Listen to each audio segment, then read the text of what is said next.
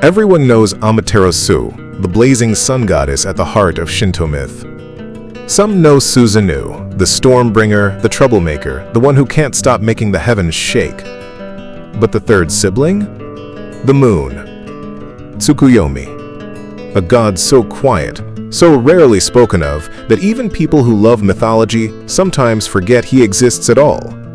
And yet, Tsukuyomi is tied to one of the most shocking moments in the old stories: a divine dinner, a single act of violence, and a consequence so permanent that it becomes the rule of the sky. Because after what Tsukuyomi did, the sun refused to look at him ever again. Not for a day, not for a year, for eternity. And that's one way the myths explain something we've all taken for granted: why day and night never truly meet. So who is Tsukuyomi? Why is he so hard to find in the stories? And what happened at that banquet that split the heavens in two? Let's step into the moonlight.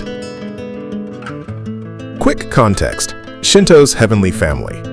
Shinto mythology doesn't come from one single book with one single official version. It's a constellation of traditions, local stories, shrine lineages, and early chronicles that tried to gather Japan's sacred past into a written form. Two of the most famous sources are the Kojiki and the Nihon Shoki. They overlap, but they don't always agree, and that matters a lot for Tsukuyomi. Because in the best-known family lineup of the heavens, we get a trio that feels like it should be perfectly balanced: Amaterasu the sun, radiant order, and divine authority; Susanoo, the storm, wildness, conflict, transformation; and Tsukuyomi, the moon, night, cycles, time, the unseen. Three siblings, three forces. But here's the strange thing: the sun and the storm get whole epics. The moon gets shadows. And that's exactly why his one defining story hits like thunder. Who is Tsukuyomi, really? Tsukuyomi is usually described as a heavenly kami associated with the moon and the night. Not just the moon as a glowing object, but the moon as rhythm.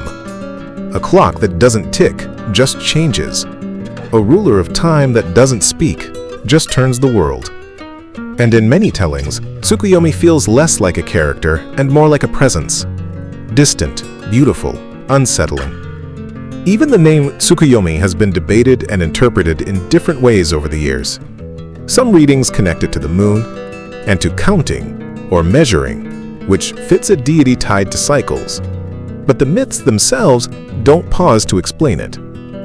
They don't pause to describe Tsukuyomi's personality either. We don't get long speeches from him. We don't get an adventure where he journeys through worlds. We don't get a dramatic rivalry like the ones we see with other gods. Instead, we get something almost more disturbing: a god with very little story, who becomes responsible for a cosmic rule. And the turning point is a dinner invitation. And when I say dinner, I don't mean a warm meal shared among friends. I mean a moment where the idea of purity and the idea of disgust collide, and someone dies because of it. The moon's one headline. If Tsukuyomi's myth were a scroll, most of it would be blank. But there's one line written in ink so dark it never faded. The moon god killed the food goddess. That's the headline. And depending on which version you hear, it's either a tragedy of misunderstanding or an unforgivable act of arrogance. Either way, the fallout is so massive that it reshapes the sky. Here's what happened. The banquet myth, Ukemochi and the filthy feast. In one major tradition, Tsukuyomi is sent on a formal visit. A divine errand, something that should be polite, ceremonial, even peaceful. He goes to meet a food goddess, often named Ukemochi. And Ukemochi prepares a feast. But the way she creates the food is not what Tsukuyomi expects. In the story, she produces food from her body, spitting it out, or bringing it forth in ways that Tsukuyomi perceives as unclean. Now pause on that idea for a second, because this is where modern ears can miss what the myth is doing. The feast isn't just gross. It's a test of sacred boundaries. In many ritual traditions, purity isn't about being nice. It's about maintaining the correct separation between what is holy, what is ordinary, and what is defiled. And in Tsukuyomi's eyes, Ukemochi's offering crosses a line. So the moon god reacts. Not with a refusal, not with anger expressed in words, but with violence. He kills her, and then he returns, reporting what happened. But instead of praise for defending purity, he meets the sun's fury. Because Amaterasu is horrified. In her view, Ukemochi was fulfilling her sacred role. The feast was a gift. The method, strange or not, was still divine. And in some versions, the myth pushes the tragedy even further. After Ukemochi dies, new life emerges from her body. Grains, crops, nourishment, the foundations of human survival. Food itself becomes linked to sacrifice. So now Tsukuyomi's act isn't only murder. It's the killing of abundance. The cutting down of the very thing that feeds the world. And that brings us to the consequence that changes everything. The fallout, why the sun and moon never share the sky. When Amaterasu hears what Tsukuyomi did, she rejects him. Not in a temporary way. Not as a punishment that ends when someone apologizes, but as a separation that becomes cosmic law. She refuses to ever face him again. And the myth turns that refusal into the pattern of reality. The sun rules the day. The moon rules the night. They do not share the same sky. They do not meet. They do not reconcile. It's myth doing what myth does best, taking something we see every day and giving it a story that feels emotionally true. Because beneath the astronomy, there's something human. A relationship so broken that even looking at the other becomes impossible. So the heavens split into schedules. A bright world and a shadow world. A world of clarity and a world of quiet. And somewhere in that quiet, Tsukuyomi remains. Not screaming, not pleading, just distant.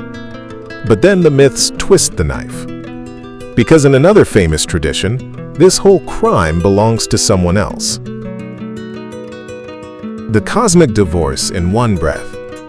So far, the story is simple, brutal, but simple. A feast. Disgust. A death. And the sky becomes a reminder. But Shinto myth isn't one straight line. It's a braided rope. And when you pull on it, you discover something wild. Sometimes, Tsukuyomi isn't the killer at all. Sometimes, it's Susanoo. Variant traditions. Tsukuyomi versus Susanoo and why myths split. In the Kojiki, a similar story appears, another food goddess, another creation of food from the body, another reaction of disgust and violence. But the one who kills her is not Tsukuyomi. It's Susanoo, the storm god. And if you already know Susanoo's reputation, that version almost feels easier to accept. Susanoo is the one who erupts. Susanoo is the one who breaks rules. Susanoo is the one who turns sacred spaces upside down. So why would another tradition place that act on Tsukuyomi instead? There are a few ways to think about it, and the myths invite interpretation without locking us into one answer. Maybe different regions told the story differently. Maybe scribes and compilers chose versions that supported the sacred status of certain shrines.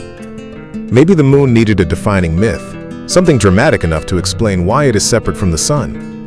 Or maybe, in a deeper symbolic sense, the story was never about who did it like a courtroom case. Maybe it was about what the act represents. A clash between sacred order and sacred disgust. Between receiving a gift and rejecting the way it arrives. And whether it's Tsukuyomi or Susanoo holding the blade, the myth insists on the same eerie truth. From death comes food. From rupture comes survival. From scandal comes the structure of the world. And that brings up the question people always ask when they meet Tsukuyomi. If the moon god is so important, why does he feel so hidden? A quick spot the moon challenge. Here's a quick challenge while you're watching. Think of the moon in stories you've heard: romance, loneliness, madness, destiny, time. Now ask yourself, why does the moon carry so many meanings, even when the moon god barely speaks? Because Tsukuyomi isn't the kind of kami who fills the stage. He's the kind who shapes the lighting. Where Tsukuyomi shows up in worship. Even if Tsukuyomi is quieter in the myths, he isn't absent in worship. There are shrines dedicated to him, places where the moon is honored not as a distant object, but as a sacred presence with a name. And that's important, because it reminds us that mythology and practice aren't always balanced the same way. A deity can be central in ritual and still be elusive in narrative. Tsukuyomi's power is not the power of spectacle. It's the power of cycles, of return, of the steady, undeniable movement of time. Night after night, month after month. The moon doesn't conquer the sky like the sun. It inherits the darkness and makes it navigable. And if Amaterasu represents the authority of day, order you can see, Tsukuyomi represents the authority of night, order you have to feel. Which leads to the final question. What is Tsukuyomi for? What does he mean? The meaning of Tsukuyomi. Tsukuyomi is one of Shinto myth's most fascinating paradoxes. A god tied to one of the greatest patterns in nature, day and night. And yet he stands in the stories like a silhouette. Not fully explained, not fully explored, just present. And maybe that's the point. Because the moon doesn't shout its meaning. It suggests it. It changes shape. It rules by reflection. In the banquet myth, Tsukuyomi becomes a warning about rejection, about the moment when disgust becomes violence, and a single act breaks a relationship forever. In the broader tradition, he becomes a symbol of distance, how the world can be neatly divided into day and night, while the truth underneath is messy and human. A family fracture written into the sky. So next time you look up at the moon, think of Tsukuyomi not as a hero or a villain, but as the quiet kami of consequence. The one whose story is less about what he says, and more about what the world becomes after him. So what do you think? Was Tsukuyomi defending sacred purity, or committing an unforgivable act born from pride and disgust? Drop your take in the comments, and if you want more Shinto myth told in this cinematic style, subscribe, because the night is full of stories.